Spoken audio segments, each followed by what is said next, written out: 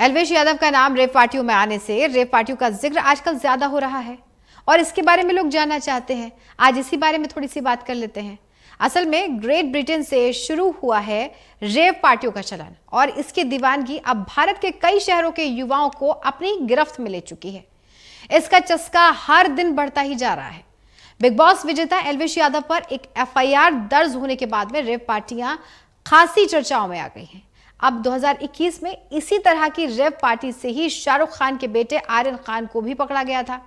हालांकि बाद में उन्हें निर्दोष पाया गया था, यह हम सभी जानते हैं।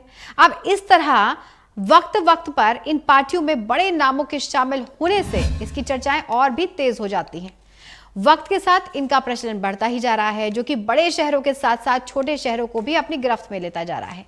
यदि इन पार्टियों के इतिहास को देखें या खंगालें तो एक रिपोर्ट है जिसके मुताबिक ये कहा जा रहा है कि इस तरह की पार्टियों का चलन 1980 के दशक में ग्रेट ब्रिटेन में शुरू हुआ था, जो कि धीरे धीरे इतना ज्यादा बढ़ गया है कि लंदन की रेव पार्टियों ने अधिकांश डांस क्लबों को पीछे छोड़ दिया है।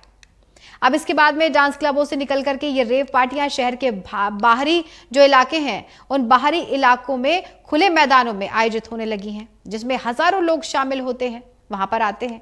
अब इसके बाद में धीरे धीरे इन रेव पार्टियों का क्रेज सैन फ्रांसिस्को या फिर लॉस एंजल्स जैसे बड़े बड़े अमेरिकी शहरों में भी देखा जाने लगा है। उसकी तस्वीरें भी सामने आती हैं। हालांकि अब तक रेव पार्टियां सिर्फ और सिर्फ म्यूजिक और डांस तक ही सीमित थी, लेकिन अब धीरे धीरे जैसे जैसे वक्त गुजर रहा है, धीरे धीरे इन रेव पार्टियों में कई नए अमेरिकी रेव प्रमोटर जुड़ गए हैं और इनमें से कुछ अपराधी भी बताए गए, जिन्होंने इस तरह की पार्टियों को कमाई का जरिया बता दिया और कमाई के नजरिए से ही इसको देखना शुरू कर दिया है। अब जरा ये जानते हैं कि आखिर ये नशे का कारोबार कैसे बनी है पार्टियां। इस पर भी थोड़ा जानकारी जुटाई है और इसी में ये जानकारी निकलकर सामने आई है कि धीरे धीरे इन रेव पार्टियों में बढ़ती युवाओं की संख्या को देखते हुए ड्रग्स जैसी नशीले पदार्थों की सप्लाई की जाने लगी और धीरे धीरे ये रेव पार्टियां नशे के कारोबार का ट्रेंड मार्क हो गई हैं।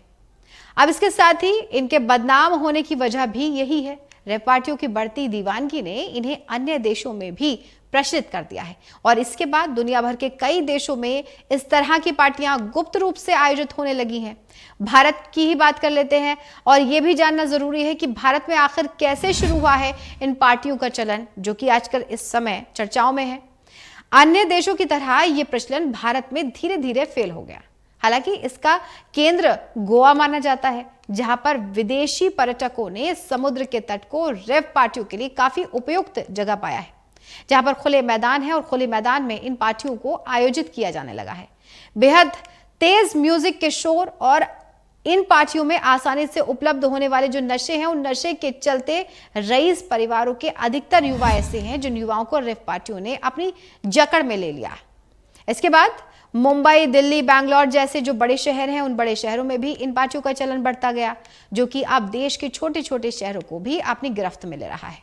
हालांकि भारत में इस तरह की रेव पार्टियां बैन हैं, जहां अवैध तरीके से नशे कराए जाते हैं।